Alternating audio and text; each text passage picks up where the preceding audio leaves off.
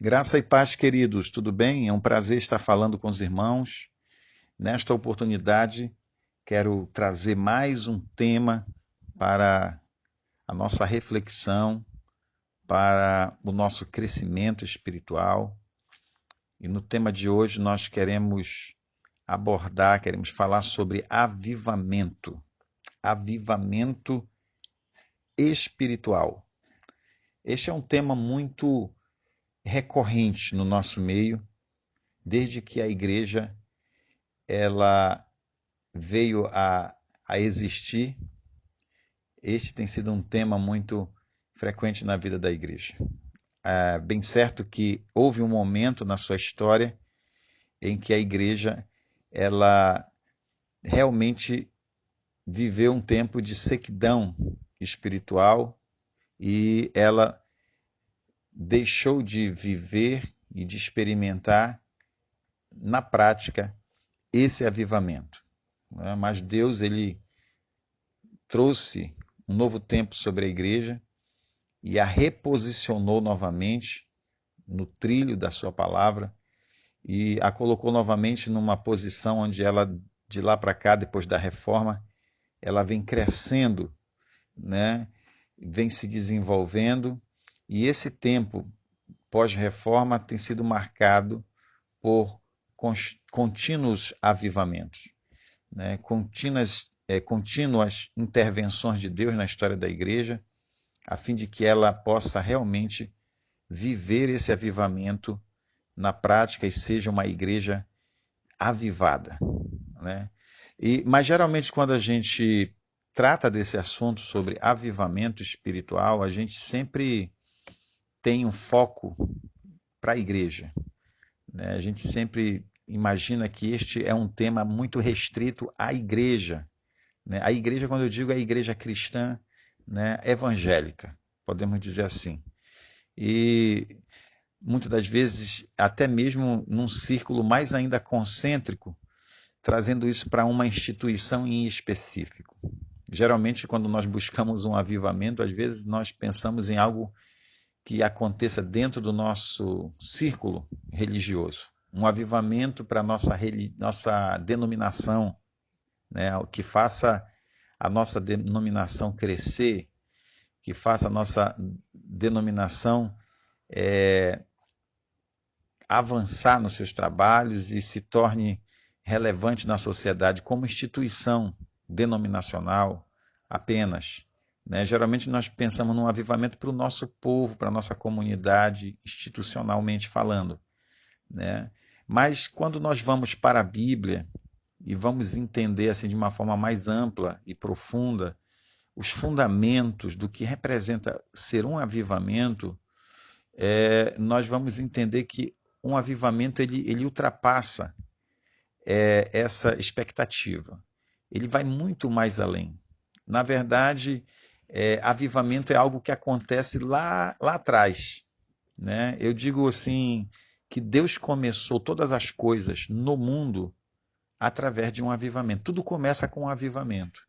Deus começou a criar todas as coisas a partir de um avivamento, né? E Jesus ele veio ao mundo também, a sua obra redentora na cruz também foi ali uma ação de Deus no sentido de trazer um avivamento para a humanidade. E é dentro dessa perspectiva que eu quero trazer esse tema hoje, de uma forma mais ampla. Eu gostaria de aprofundar mais as raízes para que a gente entenda de fato aonde Deus quer chegar com esse avivamento, o que é esse avivamento? Por que a necessidade de um avivamento? Aonde nasce isso, né? O avivamento, na verdade, nasce no coração de Deus. E para que a gente possa amadurecer melhor esse tema, nós vamos partir do princípio do conceito da palavra, né? Eu vou trazer aqui um conceito do dicionário, né? E depois a gente vai aprofundar isso dentro de uma perspectiva bíblica para entender exatamente o que significa um avivamento e o que Deus quer fazer através de um avivamento. Então a palavra avivamento vem do verbo avivar, e avivar significa tornar mais ardente, dar brilho, né? No figurado, tornar mais vivo, aumentar, estimular, tornar ou tornar-se mais vivo, reanimar, né? Então, quando o conceito diz tornar ou tornar-se mais vivo, aqui tem dois sentidos, né? Tornar é quando alguém vai lá e torna, né? E tornar-se, isso está ligado a uma ação pessoal, da própria pessoa, né? Tornar-se mais vivo. Então, nós temos primeiro um agente externo e depois nós temos a própria pessoa como agente de transformação da sua própria realidade, trazendo algo que está morto, por exemplo, em si mesmo, à vida, né? A ter vida novamente. E é exatamente isso que o avivamento ele abrange, né? São vários aspectos do avivamento. Existem coisas que é Deus que faz, Deus que torna, Deus que realiza, né? Mas existem coisas que dependem de nós. Paulo diz lá em Romanos, capítulo 12, né? Transformai-vos pela renovação do vosso entendimento, para que experimenteis qual seja a boa, perfeita e agradável vontade de Deus. Então, Paulo está dizendo que para que eu experimente a boa, a perfeita e agradável vontade de Deus, eu tenho que transformar a minha mente. Transformar pela renovação da mente. É eu. Então, não é algo que depende apenas de Deus. Aquilo que depende de Deus, ele já fez. Deus já nos deu a base, o fundamento. A partir daí, agora eu tenho uma atitude que vai causar na minha vida uma transformação. Mas Deus nos deu a condição para isso, né? Então Deus ele sempre trabalha em cooperação com o homem, né? Porque Deus ele mantém um relacionamento com a sua criação, né? De interatividade. Deus interage com a sua criação, né? Deus deu os seus filhos o livre-arbítrio para que eles possam interagir com o Pai, possam manifestar os seus sentimentos, né? E possam ser orientados por Deus para que possam usar o seu livre-arbítrio de forma correta e o próprio Deus possa receber de nós uma adoração voluntária. E aí se encaixa aquilo que Jesus diz, né? Que os verdadeiros adoradores adorarão o Pai em espírito e em verdade. Então a nossa adoração se torna uma expressão voluntária, verdadeira, do nosso real, verdadeiro sentimento que nós temos por Deus. Então, o avivamento também ele está dentro deste âmbito. O avivamento é tanto algo que é realizado por Deus, como também tem a nossa participação. Então, quando a gente fala em avivamento, esse avivamento ele se estende em vários âmbitos da nossa vida. Nós podemos ter um avivamento pessoal, que é um avivamento que acontece na minha vida, e isso depende de mim, né?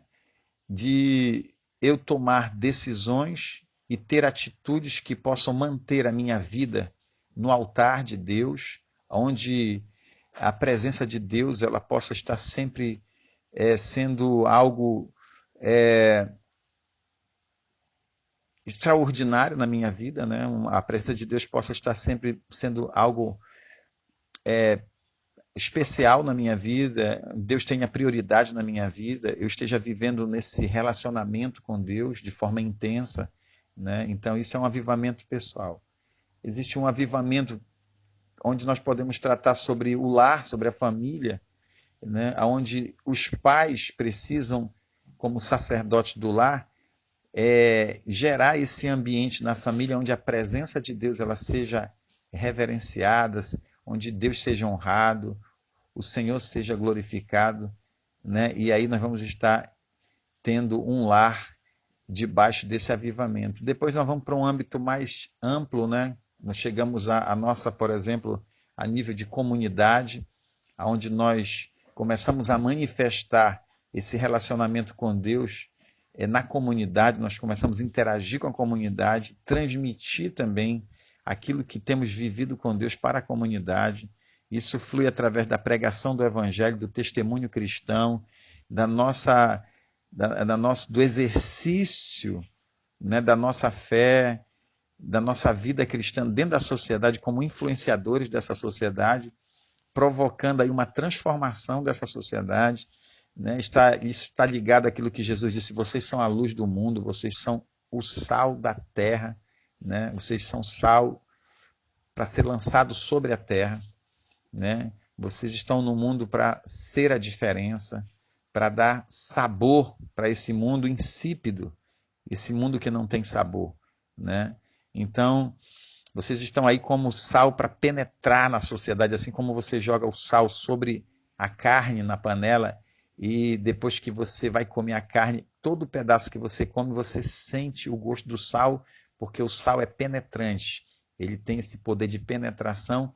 Então nós, como cristãos avivados no contexto do lar, né, a nossa família se torna um agente de avivamento na sociedade e a gente penetra na sociedade, levando também esse avivamento, essa presença de Deus se torna real na sociedade através de nós, e aí isso cria um âmbito maior de ação, né, acontecendo um avivamento no nosso país, que é o que a gente busca. Né? Então, um avivamento em âmbito nacional depende de uma ação conjunta de todas as famílias que compõem o corpo de Cristo. Né? Então, é o corpo de Cristo, mas tudo começa lá embaixo, lá atrás. Né? Primeiro com um avivamento pessoal, uma decisão que eu tomo, e depois eu crio esse ambiente onde eu convivo, né, no meu círculo mais concêntrico, que é a família, depois para um círculo mais amplo, que é a minha comunidade, até alcançar a minha nação, e depois, né, para além dessas fronteiras, porque Deus nos chama para as nações, Deus nos chama para sermos instrumento da sua glória para o mundo. Então, avivamento é exatamente isso. Avivamento é uma palavra que traduz essa expressão avivamento, e é a palavra vida. Avivamento nada mais é do que vida. Vida de Deus pulsando em nossas vidas. Né? Pulsando em nossas vidas. Então, nós podemos dizer dessa forma que Deus começou o mundo com um avivamento. Se avivamento é vida, Deus começou o mundo, na verdade, com um avivamento. Lá em Gênesis capítulo 1, versículo 2, diz o seguinte: a terra era sem forma e vazia, e havia trevas sobre a face do abismo, e o Espírito de Deus se movia sobre a face das águas. Olha só que coisa extraordinária. A terra era sem forma e vazia. E também havia trevas. Mas o Espírito de Deus começou a se mover sobre a face das águas. A terra estava coberta de águas e também numa escuridão total. Mas Deus começou a se mover através do Espírito no meio dessa escuridão, no meio desse caos. E a partir desse momento, Deus começou a liberar a palavra criativa. E Deus começou a manifestar a palavra criativa e o Espírito começou a trazer tudo à existência. Né? Deus começou a dizer: haja luz. E quando Deus disse haja luz, né, a palavra de Deus trouxe a existência, né? E o Espírito Santo começou então a dar forma ao que não tinha forma. Ou seja, ele começou a dar um sentido, ele começou a dar um direcionamento, ele começou a dar um propósito àquilo que Deus estava criando pela palavra do seu poder.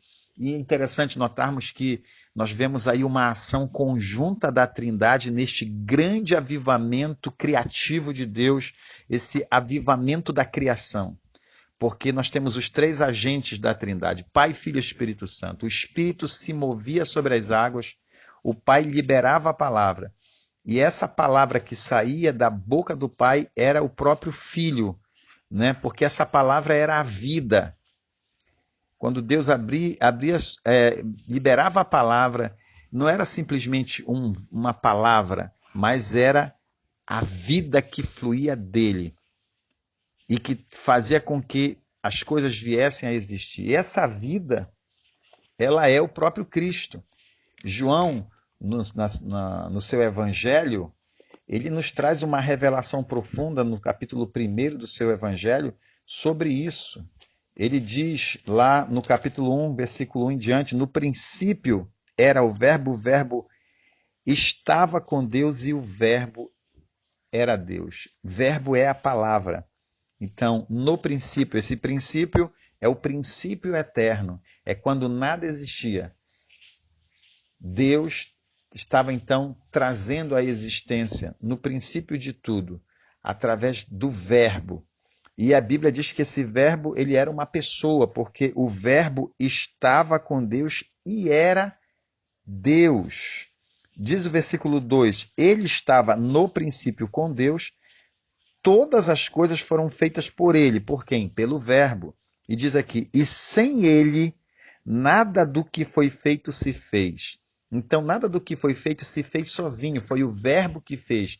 Deus liberou a palavra criativa e aquela palavra era a própria essência de Deus que se manifestava de forma poderosa, trazendo à existência o que não existia, e o Espírito que se movia sobre as águas colocava em ordem toda essa criação de Deus, dando sentido, dando significado, colocando propósito, dando uma forma de funcionamento para as coisas. E o versículo 14 do capítulo 1 ainda complementa, nos deixando mais seguros de que esse verbo era o próprio Cristo, dizendo assim, e o verbo se fez carne e habitou entre nós, e vimos a sua glória, como a glória do unigênito do Pai, a glória daquele que era da mesma substância do Pai, nós também vimos se manifestar em carne e osso diante de nós. Aquele que se manifestou na terra em carne e osso e manifestou a glória do Pai era o mesmo que estava na criação, era o Verbo que estava lá no princípio com Deus e que era Deus. Então, quando Deus libera a palavra no momento que estava criando Jesus, na sua forma original, em forma de espírito, né? Porque Deus é espírito, Jesus já estava lá. Nós o conhecemos aqui como Jesus, o filho de Maria, que tomou a forma humana, mas antes de Jesus ser conhecido na terra como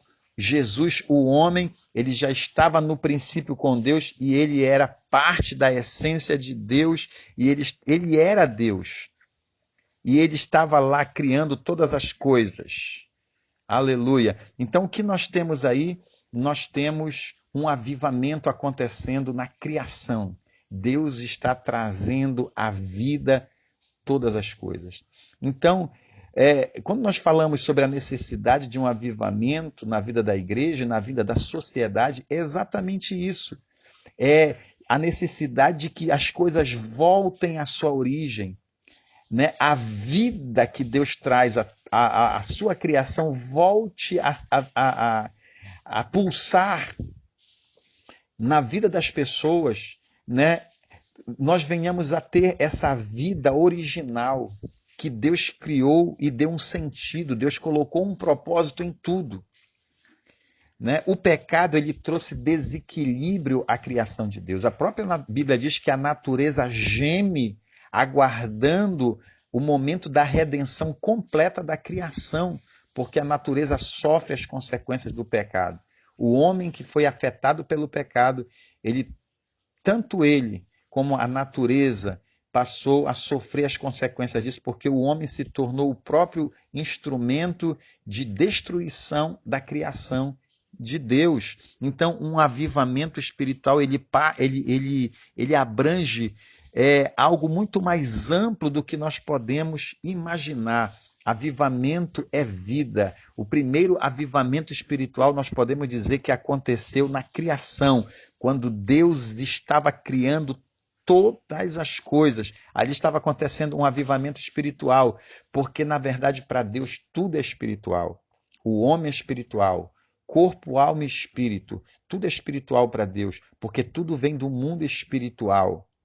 A natureza, tudo que Deus criou aqui partiu de Deus, vem da sua palavra criativa e foi criado para um propósito de Deus, né? Glórias sejam dadas ao nome do Senhor. Então, o homem ele tem um papel fundamental na criação, pois Deus o coroou para que ele seja um representante dele aqui na terra, um reflexo do Criador. Quando Deus estava criando o homem, ele disse: façamos o homem conforme a nossa imagem e a nossa semelhança. E a Bíblia diz que Deus soprou sobre o homem e o homem se tornou alma vivente, um ser inteligente com vida. E esse sopro de Deus foi que trouxe vida para sua alma e vida para o seu corpo.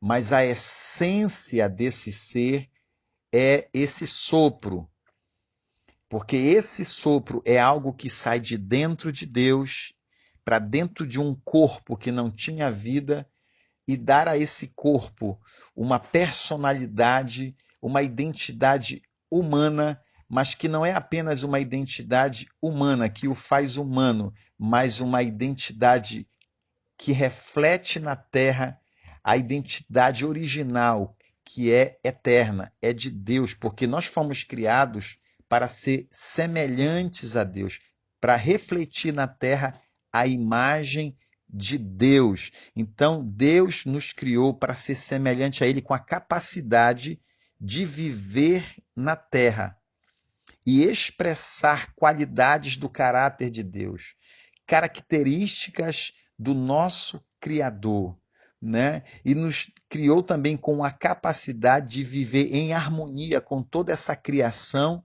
e com o nosso Criador. Então, ele nos dotou de qualidades morais, de qualidades intelectuais, de qualidades espirituais, para que possamos viver aqui na terra o propósito para o qual nós fomos criados. E eu quero aproveitar e ler com você em Salmos, capítulo 8, versículo 4. Nós vamos ler aqui um texto bem interessante que explica: que é o homem mortal para que te lembres dele, e o filho do homem para que o visites? Contudo, pouco menor o fizeste do que os anjos, e de glória e de honra o coroaste. Então aqui nós observamos a forma como Deus nos criou, né? E do que ele nos dotou. A Bíblia diz que ele nos fez um pouco menores do que os anjos, né? Isso na nossa essência, na constituição do nosso ser, na nossa substância, nós temos elementos que nos tornam inferiores aos anjos, ou seja, um pouco menores, um pouco mais limitados no que diz respeito a, por exemplo, os anjos são seres essencialmente espirituais, portanto, eles não passam pela morte, eles foram feitos de uma substância eterna, de um espírito que os faz ser eternos, né? Porém, o homem tem o espírito que é eterno, mas foi constituído de matéria, ou seja, ele pode experimentar a morte física, né? Mas porém com uma vantagem de poder novamente ser redimido dos seus pecados, porque um anjo, quando peca, ele se torna um pecador eterno. Ninguém pode morrer por um anjo, porque um anjo ele não tem corpo mortal, né?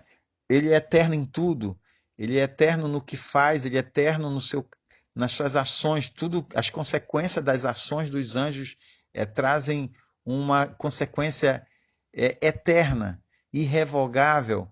Não há como se redimir um anjo dos seus pecados, né? Mas o homem foi criado com um corpo e quando o homem peca, né, Deus ele provê um meio de redimir o homem dessa condição, né? E essa forma que Deus usa trazendo ao mundo o próprio Jesus, que é o próprio Deus, que vem ao mundo na forma humana e morre para pagar a dívida, para assumir os pecados dos homens e receber a sentença, a punição pelos pecados e reabilitar o homem, dar ao homem uma segunda chance.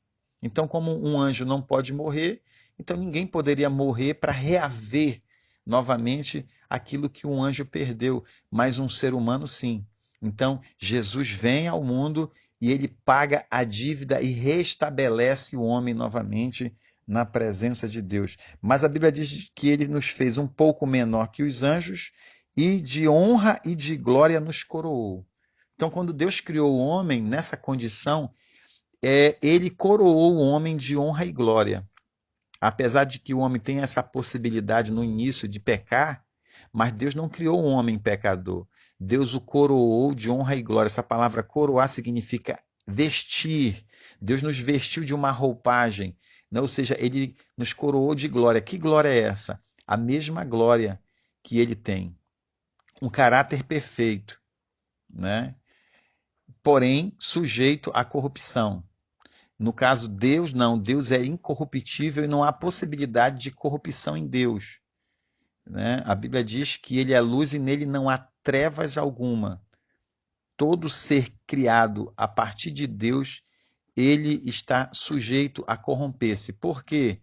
Porque o ser humano ele tem o livre arbítrio, né? E ele pode, por livre e espontânea vontade, se opor a fazer a vontade de Deus. Então ele está sujeito à corrupção, porque ele está debaixo de uma autoridade que é superior a ele. Deus não está debaixo da autoridade de ninguém. Então Deus não pode desobedecer alguém, porque tudo parte dele, tudo começa dele, todo padrão de justiça, de santidade, tudo nasce dele. Ele é a fonte de toda a justiça, ele é a fonte de toda a santidade.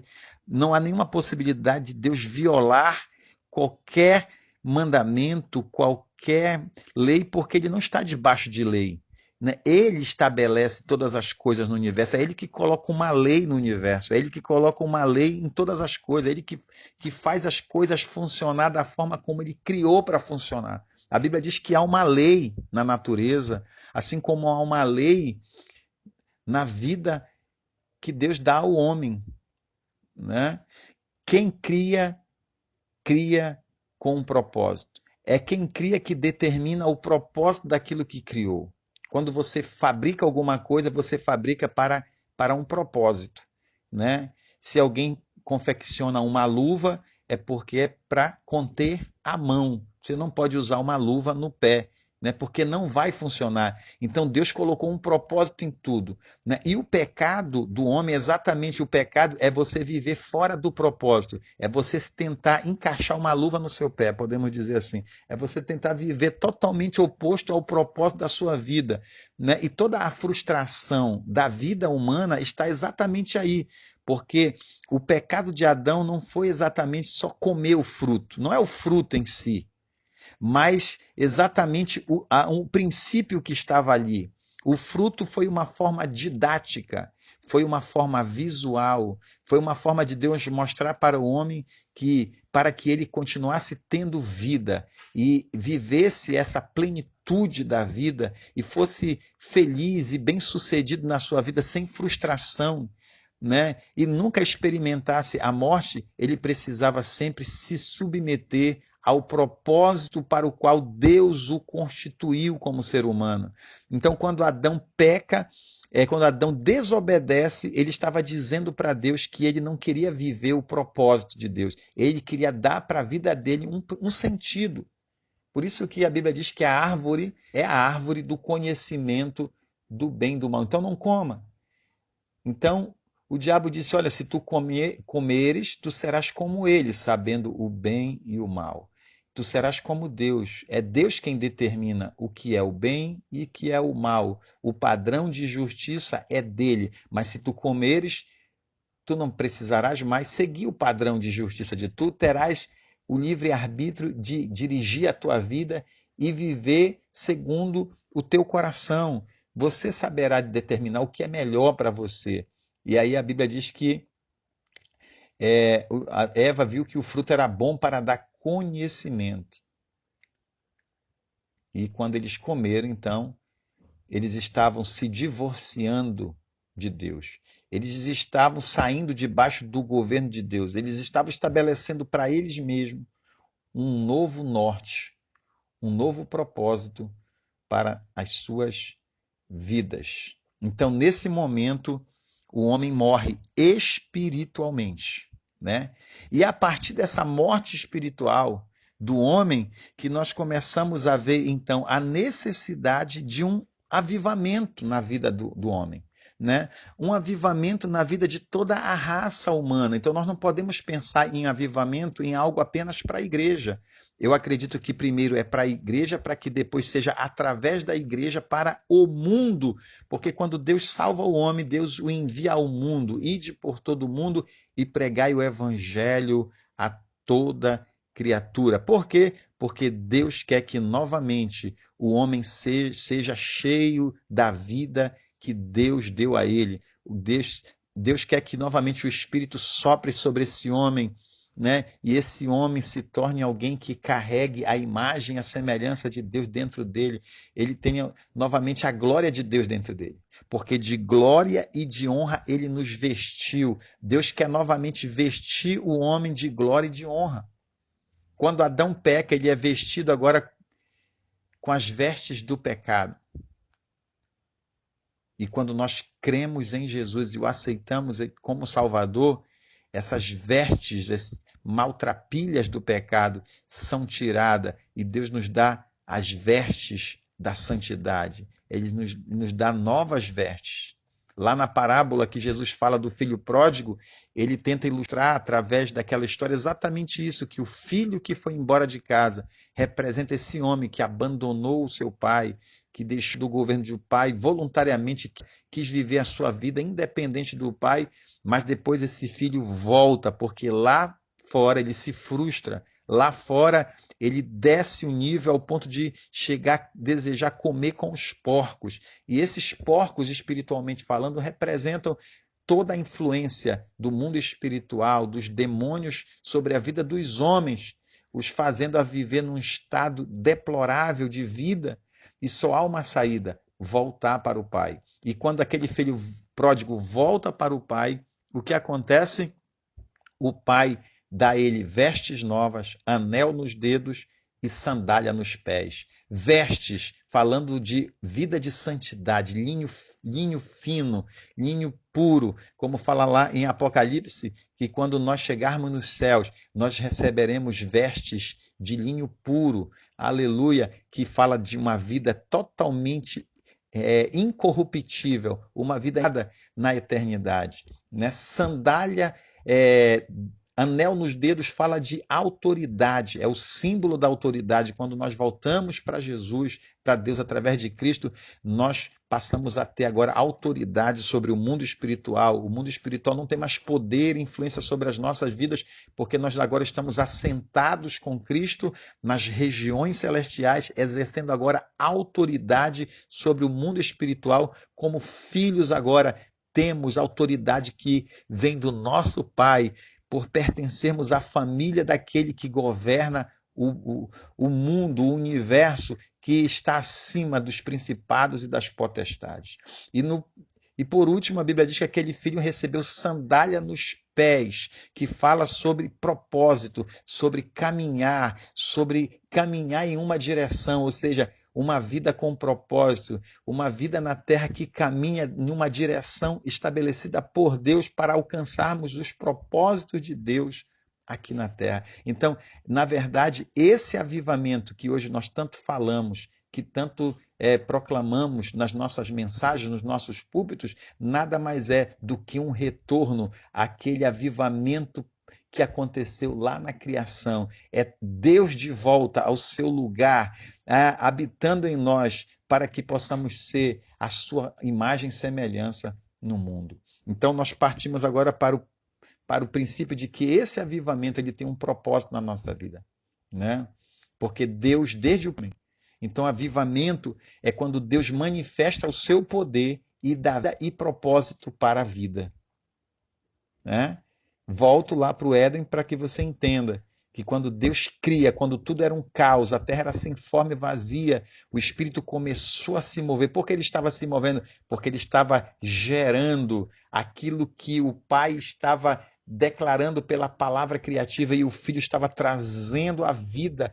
A palavra que saía da boca de Deus era o próprio Filho que trazia a vida e o Espírito Santo estava dando propósito, estava dando forma, estava colocando ordem em tudo que estava sendo criado, né? A vida, ela perde o seu sentido exatamente quando ela perde o seu propósito original, né? O propósito original da vida vem de quem? Vem do Criador. Porque quem cria estabelece o propósito para aquilo que ele cria. Então, esse é um princípio muito interessante e fácil de se entender. E com isso nós entendemos que toda frustração humana está diretamente relacionada à decisão do homem não viver para o propósito original da vida, né? Existe um propósito para a existência de tudo aquilo que Deus deu vida. Você já percebeu que o ser humano ele vive em busca de algo? O homem ele vive em busca da plenitude da vida, daquilo que vai lhe fazer pleno, né? E a plenitude da vida está em viver o propósito para o qual fomos criados. Nós só vamos alcançar a plenitude quando nós entendermos o propósito. Porque isso é um princípio. É um princípio, né? O propósito do avivamento, qual é o propósito? É glorificar Deus. Glorificar Deus é dar a Ele a honra devida. É dar a Ele o lugar que é de direito dele nas nossas vidas. Como Senhor, como Criador, como dono da nossa vida, né? Por que é que o ser humano, depois que ele consegue tudo o que ele busca nessa terra com seus esforços humanos, sem a direção de Deus, mesmo vivendo por sua livre e espontânea vontade humana, por que é que no final ele percebe que sempre está faltando algo? O ser humano ele pode ter tudo que o dinheiro pode comprar, ele pode alcançar os patamares mais elevados na sociedade, ele pode conseguir status, poder, dinheiro, riqueza. E ele pode comprar tudo com esse dinheiro, mas ele sempre vai perceber que lhe falta algo. Sabe? Porque ele sempre está buscando mais, porque nunca é suficiente. E existe um momento na vida do homem que ele percebe que tudo aquilo realmente não preencheu tudo que estava no seu coração. Ele chega no final da sua vida, diante da morte, ele fica frustrado. Por quê? Porque ele queria viver um pouco mais, mas o que ele conquistou não deu para ele isso. E o homem sempre se frustra diante da morte quando ele não entende o propósito da sua vida. Ninguém morre alegre. Ninguém morre dizendo assim, oh, que bom que chegou o dia da minha morte. Por quê? Porque a morte não é o propósito da vida. E o homem vive em busca de algo, ele vive em busca do propósito da sua vida, e quando ele chega diante da morte, ele se frustra, porque ele, lá dentro, intrinsecamente ligado à sua vida, está algo lhe dizendo que esse não era o propósito de Deus para a sua vida, né? Por quê? O homem percebe que lhe falta algo porque ele não pode dar para ele mesmo aquilo que é maior do que ele, né? Existe algo que Deus tem que o homem não tem e nunca terá, que é a causa primária de toda a criação, né? É o poder criativo. O poder criativo está em Deus. O homem não tem, ele não pode chegar diante da morte e reverter isso. Ele não pode declarar vida sobre si mesmo e ressurgir das cinzas pelo seu próprio poder. Ele não pode. Mas Paulo nos fala lá em Atos, capítulo 17, versículo 28, que Deus ele é o autor da vida, ele é a causa primária de todas as coisas. Ele diz que porque nele vivemos e nos movemos e existimos. Aleluia! Nele nós vivemos, nos movemos e existimos. Para muitas pessoas é fácil entender que nele nós vivemos, ou seja, que a vida é Deus quem dá, né? Para muitas pessoas é fácil entender que elas existem porque existe um Criador que criou todas as coisas, né? E que vive porque todos os dias Deus tem dado o fôlego de vida. Mas para muitas pessoas é difícil se mover em Deus. Mas Paulo diz que nele nós vivemos, nos movemos e existimos. É preciso que nós também nos movamos em Deus. É preciso que todas as nossas ações, todas as nossas atribuições humanas, tudo que nós fizermos na terra seja feito em Deus. Nós venhamos nos mover em Deus, venhamos falar em Deus, venhamos planejar em Deus, venhamos ter atitudes em Deus. Tudo tem que ser para o propósito definido por Deus para as nossas vidas.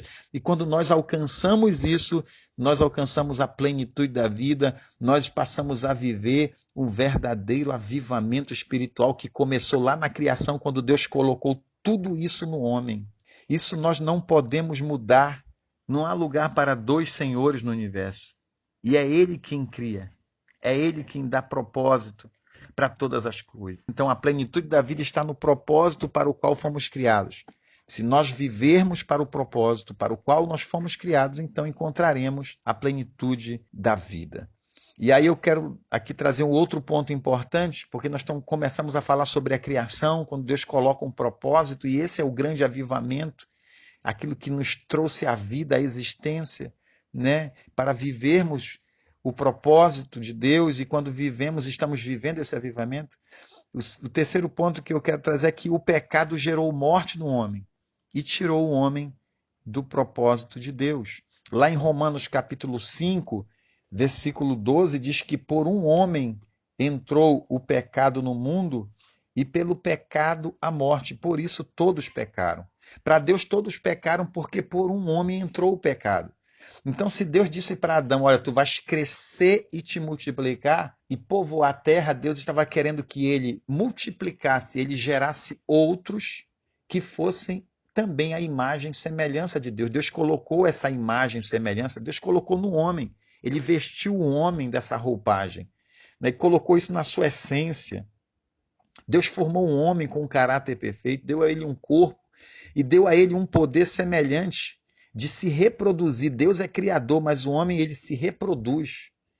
Olha só que coisa. Por isso que é semelhante. O homem não cria, mas ele tem um poder de vida que é intrínseco da sua natureza de se procriar, de reproduzir a espécie, e essa espécie seria conforme Deus, conforme a imagem e semelhança de Deus. Quando Adão peca, o homem perde essa identidade de filho de Deus e agora adquire uma identidade de alguém que agora é um pecador, é um transgressor, e ele começa a gerar pessoas com essa identidade espiritual, pessoas afastadas da comunhão com Deus, pessoas que agora não têm mais acesso a Deus, não tem mais comunhão com Deus e que precisam novamente de um avivamento que possa reconduzi-los àquela posição de glória a qual Deus o colocou no mundo, né? Como Deus o constituiu. Então, o pecado gerou morte e tirou o homem do propósito de Deus. Mas Deus ele nunca desistiu do homem e ele sempre manteve essa chama acesa. Deus não permitiu que o homem perdesse esse conhecimento de que ele tem uma origem, de que ele nasceu para um propósito. Deus sempre procurou manter vivo esse conhecimento, né, para que o homem pudesse novamente ser trazido de volta através de um plano que Deus criou e revelou esse plano na queda. Deus falou para Adão e para Eva nas consequências dos seus pecados, mas disse assim, olha, da semente da mulher nascerá um, né, que esmagará a cabeça da serpente. O descendente da mulher esmagará a cabeça da serpente. A serpente lhe ferirá o calcanhar, mas ele lhe esmagará a cabeça. Então, Deus estava falando que da raça humana ia nascer alguém que iria pisar na cabeça da serpente, representando ali Satanás, que teria o seu poder aniquilado. O poder que ele passou a ter sobre o homem Deus voltaria novamente a exercer esse poder sobre o homem através de uma restauração que ele estaria provendo para este homem. Ele estaria provendo um meio de redenção do homem, de purificação desse homem para que ele voltasse novamente a ter comunhão com Deus, né?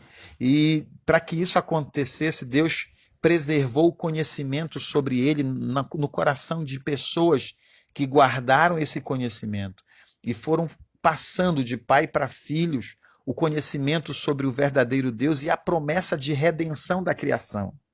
E nós vemos aí pontualmente na história Deus trabalhando isso até a manifestação de Jesus, aonde Deus traz novamente o maior de todos os avivamentos depois da criação, através da obra redentora de Cristo.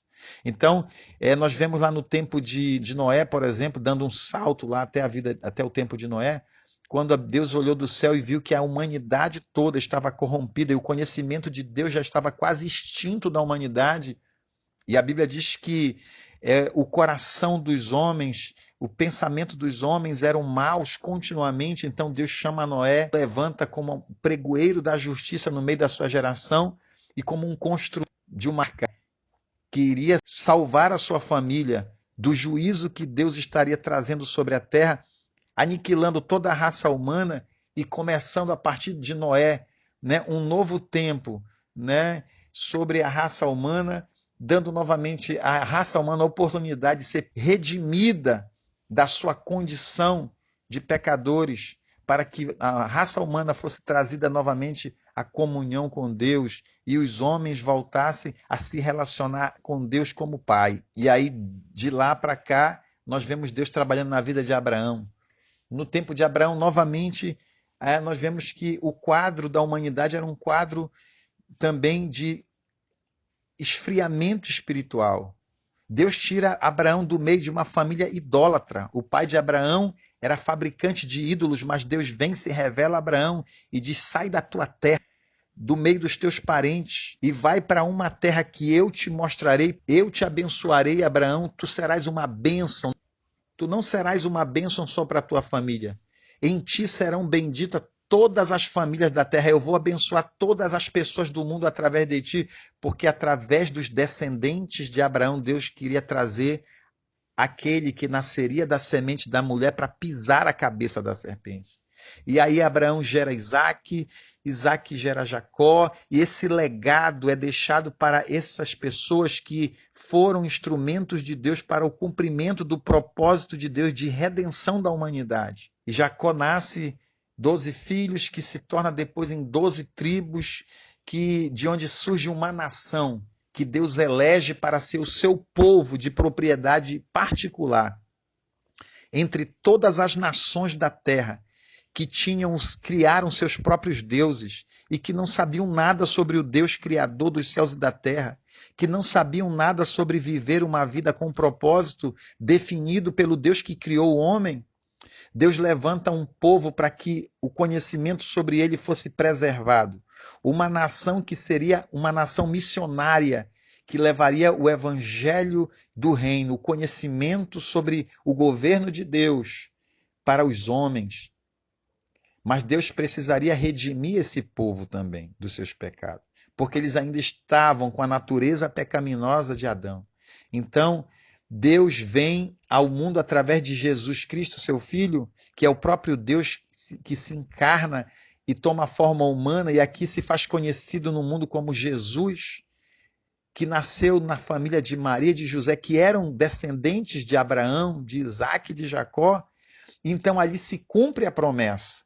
E aí Paulo, escrevendo aos Gálatas, ele diz isso, dizendo que na plenitude do tempo, Deus enviou o seu filho nascido de mulher, nascido debaixo da lei. Por que debaixo da lei? Porque Deus deu uma lei para esse povo, para preservar esse povo em obediência, para conduzir esse povo numa mesma direção, no mesmo propósito, para eles não perderem o caminho.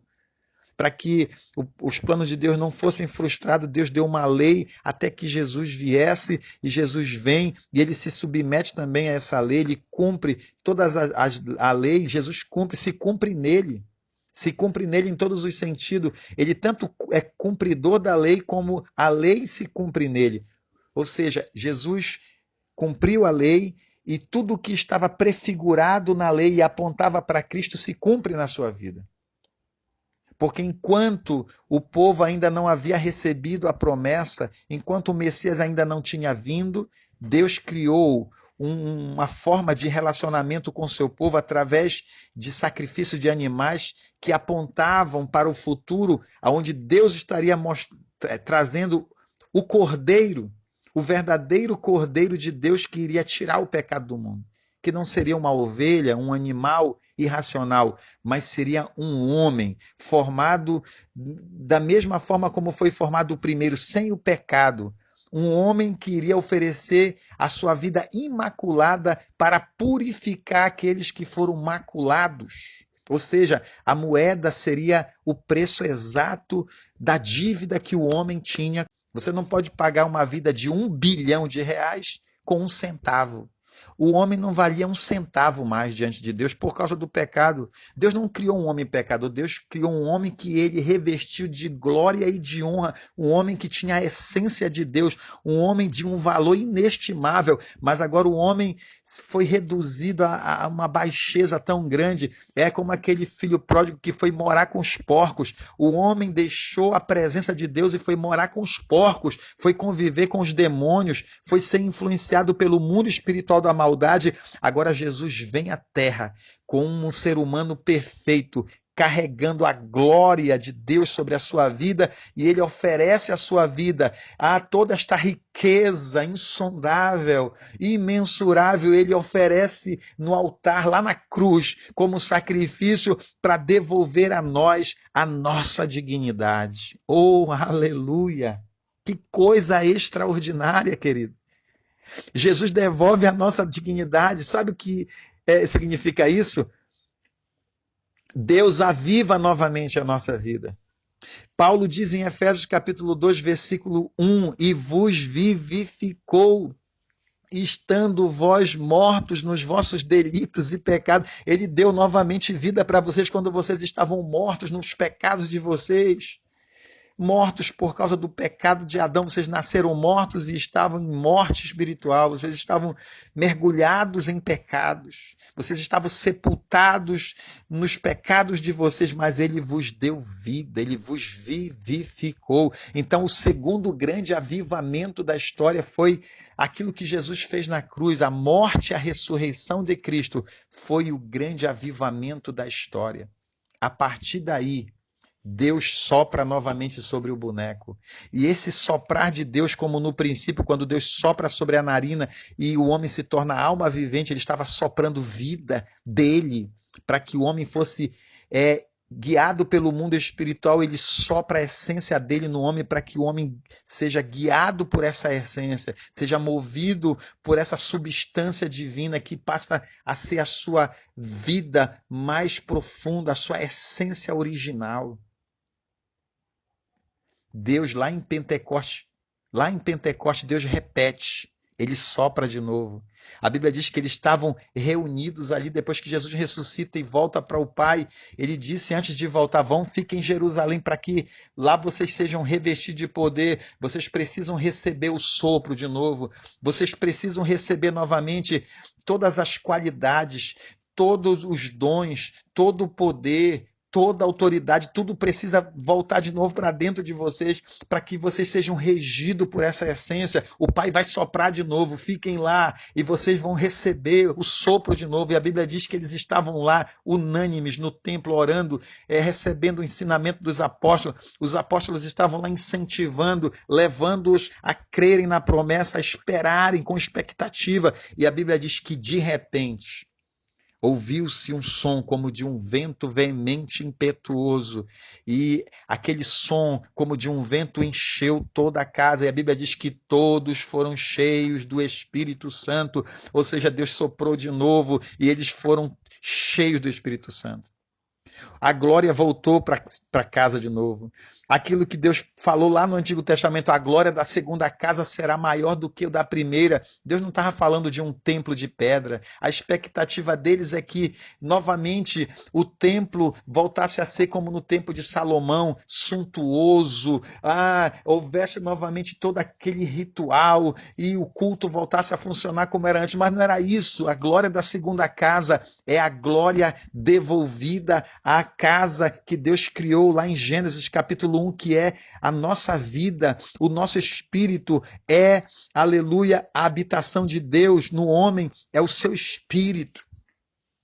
Deus criou algo dentro de nós que não tem dimensão, que não tem profundidade, nem largueza, nem altura, é algo que cabe ao eterno. O espírito humano é algo transcendente, que foi feito para compor Deus, para conter Deus, para que a nossa vida na terra seja guiada por Deus, para que aqui na terra seja como é no céu. E Deus soprou, ali começou o avivamento espiritual novamente na vida do homem, o homem voltou a fluir da presença. Se cumpre Joel 2,28, eu derramarei do meu espírito sobre toda a carne, porque o meu propósito é para todos. Lá no Antigo Testamento, pontualmente, alguns homens foram cheios do Espírito Santo para conduzirem o povo para o clímax do plano da redenção. Deus usou profetas, Deus inspirou reis, Deus capacitou os sacerdotes, algumas pessoas que foram instrumentos de Deus para conduzir o povo para o momento mais esperado da história, em que ele mesmo viria à terra para resolver o problema e colocar um ponto final ao império das trevas e estabelecer novamente o seu reino e o seu governo sobre as nossas vidas, em nossos corações. Então este é o grande avivamento que nós experimentamos. E hoje, quando nós falamos de avivamento espiritual, a nossa visão ela é muito curta, às vezes, porque nós pensamos apenas em algo que Deus vai fazer e que vai tornar a nossa denominação, a nossa comunidade evangélica, cristã evangélica, na sociedade relevante, irá dar visibilidade para a nossa instituição. Esqueça isso. Quando você pensar em avivamento, pense no seguinte: Deus quer soprar de novo sobre o boneco. Deus quer soprar de novo sobre cada filho dele, sobre cada um que está agora vivendo a sua vida em delitos e pecado. Ele quer soprar de novo para dentro de cada ser humano aquilo que eles perderam, a glória que foi perdida. Ele quer restabelecer. Jesus veio ao mundo para trazer os filhos de volta à glória. Está lá em Hebreus, no capítulo 2, um texto lindo, muito maravilhoso. Olha o que é que diz Hebreus capítulo 2, versículo 10. Diz assim: porque convinha que aquele para quem são todas as coisas e mediante quem tudo existe, trazendo muitos filhos à glória, consagrasse pelas aflições o príncipe da salvação deles. Convinha que aquele para quem são todas as coisas, mediante quem tudo existe. Quem é essa pessoa que criou todas as coisas para ele, para o propósito dele? É Deus. Aí diz aqui, trazendo muitos filhos à glória. Como foi que Deus tornou isso possível? Como ele, o que criou as coisas com um propósito, nos trouxe de volta para o propósito. Diz aqui, consagrando pelas aflições o príncipe da salvação deles. O príncipe da salvação dos que foram destituídos da glória. Deus consagrou aleluia, o príncipe da salvação. Jesus, ele é o príncipe da nossa salvação. Ele é aquele que vem, desce para nos, como príncipe de Deus, destruir todos os principados e potestades, tirar das mãos de Satanás o poder e domínio que ele tinha sobre os homens, que foi dado pelo descendente original da raça humana, que foi Adão. Adão entregou a chave do reino nas mãos de Satanás. Ele deu a autoridade que Deus deu a ele de exercer governo na terra. Ele deu a Satanás e se submeteu ao governo de Satanás. Mas o príncipe da salvação, aquele segundo Adão que Paulo diz, desce à terra e toma as chaves do reino. E quando Jesus falou com Pedro, ele disse para Pedro que estava dando a ele a chave do reino. Ele estava ali, Pedro estava representando todos os discípulos de todos os tempos. Ele estava representando a mim, a você. E ali, de forma simbólica, Deus estava, através de Cristo, dizendo para nós que ele estava devolvendo a chave do reino. A chave do reino está nas tuas mãos, irmãos, para você agora exercer domínio, governo de Deus na terra, porque o príncipe da salvação foi consagrado a Deus através das suas aflições. Deus recebeu o seu corpo, o seu sacrifício como oferta e sacrifício para nos redimir dos nossos pecados e trazer de volta para dentro de nós novamente o avivamento que Deus soprou sobre o homem lá na criação. O poder, a glória da primeira casa foi restabelecida em nossas vidas. Aleluia. Quando nós falamos de necessidade de um avivamento na igreja, é nesse âmbito que nós devemos pensar, que nós precisamos funcionar como homens e mulheres que carregam a presença de Deus. Avivamento é algo que pulsa dentro de nós, é vida de Deus em nós se manifestando em nós, é se mover em Deus, é permitir que Deus se mova através de nós. É sermos aqui na terra as mãos de Deus, é sermos os pés de Deus caminhando na terra, é sermos a voz de Deus profetizando, proclamando, trazendo à vida o que não tem vida. Isso é avivamento. É disso que nós precisamos, né? E nós podemos viver isso como igreja. Nós estamos aqui para que esse mover de Deus aconteça na nossa vida, na nossa casa, na nossa comunidade, na nossa nação, até que Cristo volte. Porque quando Jesus voltar, nós vamos viver um avivamento universal. Nós podemos buscar um avivamento pessoal para a nossa família, para a nossa comunidade, para a nossa nação. Mas nós sabemos que nem todos irão viver essa experiência nesse momento, mas essa experiência será decisiva para um outro momento, em que a Bíblia diz que todos irão viver debaixo dessa plenitude de vida. O avivamento universal que acontecerá no governo de Cristo, quando a Bíblia diz que todo joelho se dobrará, toda língua confessará que Cristo é o Senhor, Jesus Cristo é o Senhor, para a glória de Deus Pai. Será o governo do Messias na terra, quando todos estarão alinhados com o seu governo, com o trono de Deus, e viverão debaixo do governo de Cristo. Mas para que as pessoas participem deste avivamento universal, elas precisam hoje ter um encontro com Jesus. É preciso que hoje haja um avivamento na igreja que possa influenciar o mundo e pessoas sejam conduzidas a Cristo para que possam viver esse tempo, viver esse momento, viver o propósito de Deus para a sua vida. Esse propósito. Glória a Deus. Então eu quero aqui hoje encerrar essa palavra deixando aqui Efésios capítulo 1, Efésios, capítulo 1, versículo 10, que conclui exatamente esse último ponto que nós abordamos aqui sobre um avivamento universal, quando Deus colocará ordem em todas as coisas, em todas as partes do universo haverá um avivamento que alinhará a humanidade ao trono de Deus. Efésios, capítulo 1, versículo 10. Olha o que é que diz o texto. Diz assim: de tornar a congregar em Cristo todas as coisas, na dispensação da plenitude dos tempos, tanto as que estão nos céus como as que estão na terra. Olha só, Deus irá congregar em Cristo todas as coisas, na dispensação da plenitude dos tempos. Haverá uma dispensação. Haverá um tempo em que se consumará a plenitude dos tempos, todos os tempos da vida da humanidade. E irão culminar para um tempo em que Deus irá tornar a congregar em Cristo todas as coisas. O que é congregar em Cristo? Trazer ao alinhamento com Cristo. Trazer para debaixo do senhorio e governo de Cristo todas as coisas. Diz aqui, tanto as que estão nos céus como as que estão na terra. Ou seja, Deus irá trazer uma purificação total, extirpando totalmente a ação do reino das trevas sobre o mundo e purificando todos os ambientes espirituais que foram contaminados pela ação do pecado na vida da criação. E congregando tudo novamente para debaixo do seu governo através de Cristo, que governará o mundo através de um governo, como a Bíblia diz, de justiça e de equidade.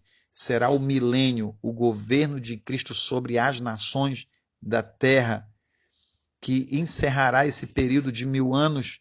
A Bíblia fala com o trono branco, onde Deus irá então dar um destino final a toda maldade. Deus irá julgar todas as coisas.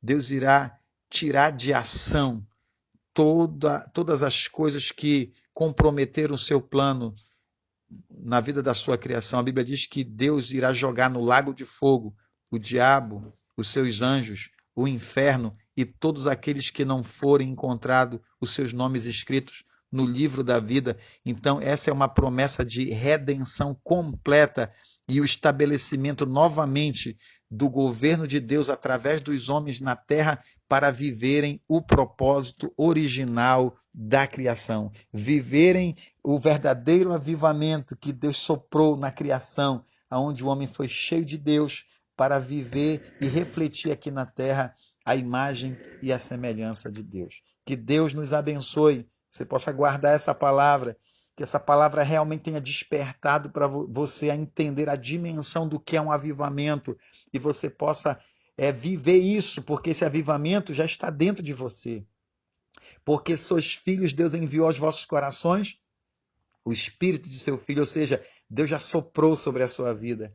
Deus já soprou da vida dele em você. O Espírito de Deus está em você. Ele é o potencial de Deus em você. Ele é o próprio Deus em você, fazendo com que você se mova nessa terra, você viva, você exista e você se mova nele.